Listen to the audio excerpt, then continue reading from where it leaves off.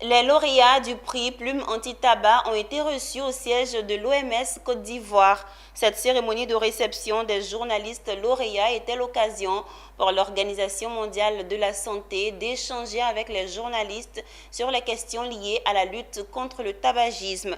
Par ailleurs, les lauréats ont été investis d'une nouvelle mission par le représentant de l'OMS, nous disent Anja Sémion et Tima Traoré.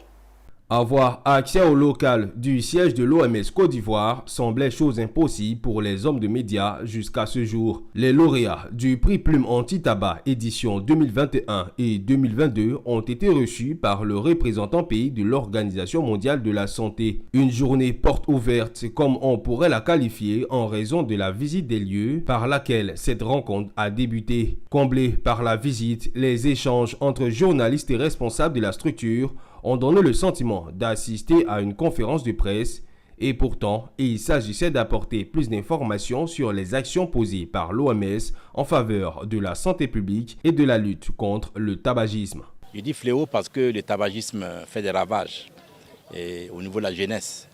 Il y a d'abord ceux qui fument, mais il y a aussi ceux qui sont victimes de la fumée. Alors nous avons accompagné le prix de la meilleure plume anti-tabac. Parce que nous voulons que les professionnels des médias puissent porter le message sur toute la Côte d'Ivoire auprès des cibles potentielles.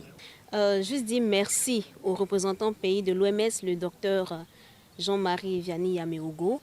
Le premier pas, c'est de faire d'autres reportages sur d'autres thématiques. On a parlé de la thématique de la mortalité néonatale et infantile et on compte bien s'intéresser à cette thématique-là.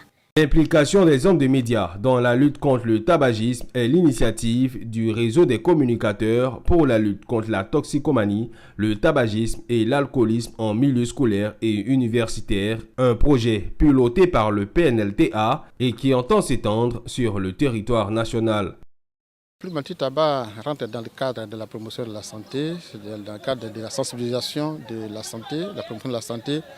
Le ministère de la Santé a eu vraiment un appui important de l'Organisation mondiale de la santé. Je veux dire, au-delà même de la réception, c'est une mission. Il nous envoie sensibiliser davantage les populations sur toutes les différentes maladies qu'on connaît aujourd'hui. En janvier 2023, la 3e édition du concours Plume Anti-Tabac sera officiellement lancée.